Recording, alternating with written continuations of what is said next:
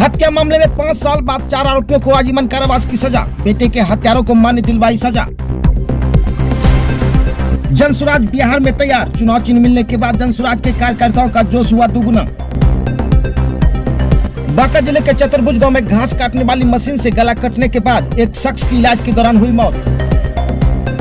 भागलपुर में कांग्रेसियों का जोरदार प्रदर्शन। भागलपुर में एयरपोर्ट सेवा बहाल करने की मांग। भागलपुर के एक चारी में अवैध शराब फैक्ट्री का भंडाफोड़। अवैध हथियार भी बरामद। धंधेबाज हुआ फरार।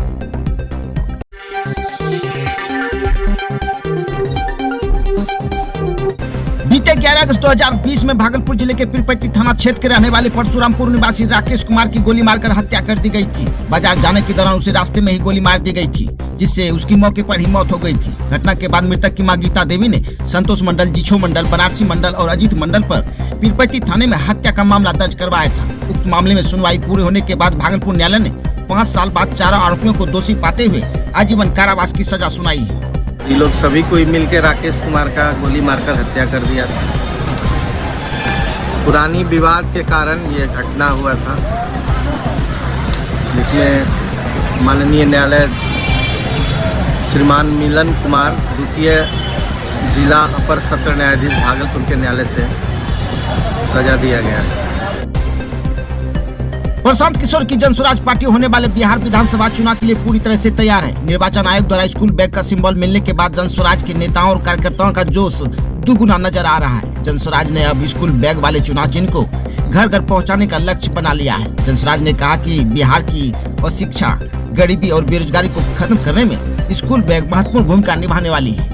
चुनाव चिन्ह मिलने के बाद मुख्य प्रवक्ता बाबुल विवेक ने भागलपुर में प्रेस कॉन्फ्रेंस के दौरान कहा कि एक समय था जब बिहार शिक्षा का केंद्र हुआ करता था और बिहार की ख्याति दूर दूर तक फैली थी, लेकिन आने वाली सरकारों ने बिहार की शिक्षा व्यवस्था को गर्त में पहुंचाने का काम किया है। बिहार के बच्चों को बेहतर शिक्षा देना ही हमारी पहली प्राथमिकता होगी। बेहतर शिक्षा ही बिहार से गरीबी और बेरोजगारी को समाप्त कर सकती है। वहीं प्रेस कॉन्फ्रेंस के दौरान जिला संयोजक अशोक झा और जिला सचिव पांडे जी ने कहा कि बिहार वासियों को नेताओं के चेहरों को देखकर नहीं बल्कि बच्चों के भविष्य को देखकर किसी भी पार्टी को वोट करना चाहिए। जनसुराज आज बिहार में जन जन की पार्टी बन चुकी है। स्कूल बैग के साथ जनसुराज बिहार की 243 सीटों पर चुनाव लड़ने जा रही है। हम लोगों को चुनाव आयोग ने, निर्वाचन आयोग ने परसों सिंबल प्रदान किया है। वो सिंबल स्कूल बैग के रूप में हम लोगों को मिला है। जैसा कि हम लोगों ने निर्वाचन आयोग से मांगा था कि हमारा फर्स्ट प्रायोरिटी स्कूल बैग था। उसके पीछे कारण यह है कि हम बिहार को बदलने की बात करते हैं, हम बिहार को बेहतर बिहार बनाने की बात करते हैं। जब हम बिहार के इतिहास को झांकते हैं, पहले जाते हैं तो हम देखते हैं कि पुराने जमाने में पूरे देश में 2 विश्वविद्यालय प्रमुख हुआ करते थे, विक्रमशिला और नालंदा। तो दोनों ही बिहार में हुआ करते थे, यानी कि बिहार शिक्षा और ज्ञान का केंद्र हुआ करता था पूरी दुनिया में।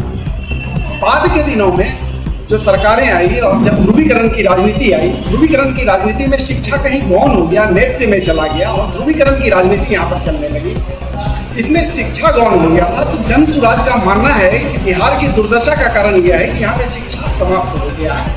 बिहार की दुर्दशा का कारण यह है कि यहाँ पर पलायन बहुत ज्यादा हो गया है। तो 2 हमारा एजेंडा है, उसमें 5 मुख्य काम है, जिसमें सबसे पहला है कि विश्व स्तरीय शिक्षा हम करेंगे और शिक्षा से हम बिहार को बदलेंगे। तो ऐसे में स्कूल बैग का सिंबल मिलना हमारे लिए बहुत शुभ है और बहुत ही पसंदीदा सिंबल हमारा है, क्योंकि एक स्कूल बैग से ही जो है पूरे बिहार में अब क्रांति और बदलाव लाएंगे। प्रशांत किशोर जी पिछले 3 वर्षों से बिहार की पीड़ा को लेकर बिहार के लोगों के बीच में पदयात्रा कर रहे हैं, गाँव-गाँव घूम रहे हैं। अपनी जो विलासिता वाली जो ऐशोआराम की जिंदगी थी उसको त्याग के बिहार के गाँव-गाँव में सिर्फ इसलिए घूम रहे हैं ताकि बिहार के लोगों को जगाया जा सके या बताया जा सके कि हमारे बदहाली का कारण हम और आप नहीं है, ये राजनीति, ये नेता हैं जिन्होंने हमारे और आपके ऊपर ध्यान नहीं दिया, हमारे और मुद्दों के ऊपर ध्यान नहीं दिया।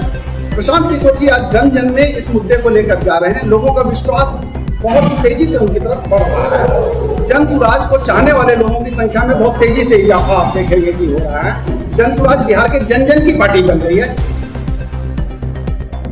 बांका जिले के सैदपुर थाना क्षेत्र के चतुर्भुज गांव में उस समय एक दर्दनाक हादसा हो गया जब गांव के ही जय कृष्ण सिंह द्वारा घास काटने के दौरान उसकी गर्दन घास काटने वाली मशीन की चपेट में आ गया। घास काटने के दौरान उसका हाथ फिसल गया, जिससे उसकी गर्दन घास काटने वाले मशीन के नीचे आ गई और वह बुरी तरह से घायल हो गया। जिसके बाद उसके परिजनों द्वारा उसे इलाज के लिए आनन फानन में अस्पताल ले जाया गया, लेकिन इलाज के दौरान उसकी मौत हो गई। घटना से उसके घर वालों का रो रो कर बुरा हाल है। वही पुलिस द्वारा उसके शव के पोस्टमार्टम के बाद उसके घर वालों को सौंप दिया गया।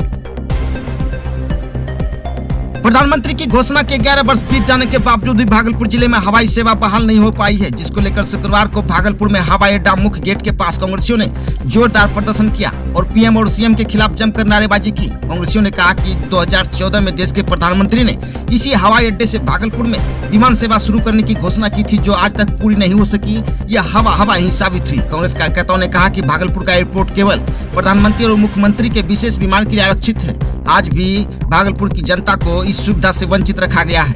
वहीं कांग्रेसियों ने भागलपुर में हवाई सेवा शुरू नहीं होने पर आंदोलन की चेतावनी भी दी है। नीतीश कुमार एनडीए सरकार मुर्दाबाद, नीतीश कुमार मुर्दाबाद।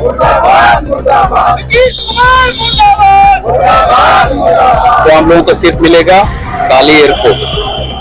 तो कभी भी यहाँ सिर्फ गेस्ट आएंगे, प्रधानमंत्री से लेकर आपका सीएम से लेकर यहाँ गेस्ट बन के आप लोगों को सुल्तानगंज में एयरपोर्ट आएगा, भागलपुर में एयरपोर्ट आएगा, सिर्फ जुमला लेकर जा रहे हैं।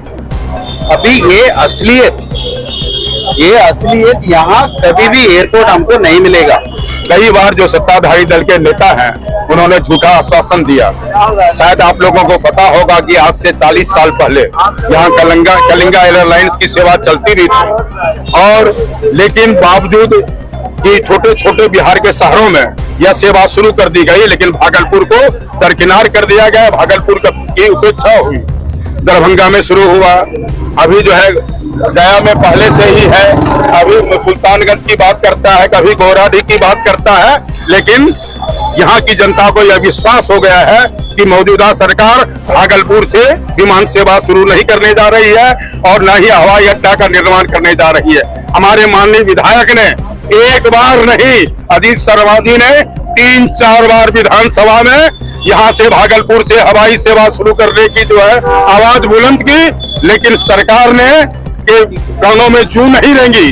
हम कांग्रेस के कार्यकर्ता यह आगाह करना चाहते हैं नीतीश कुमार को और नरेंद्र मोदी को कि अगर भागलपुर से वायु सेवा शुरू नहीं हुई, हवाई अड्डा का निर्माण नहीं किया, तो इसका खामियाजा आने वाले चुनाव में बीजेपी और एनडीए को भोगना पड़ेगा, क्योंकि कांग्रेस कार्यकर्ता तब तक इस आंदोलन को चलाते रहेगा जब तक यह हमारी मांगे पूरी नहीं होती और यहाँ से हवाई सेवा शुरू नहीं होती।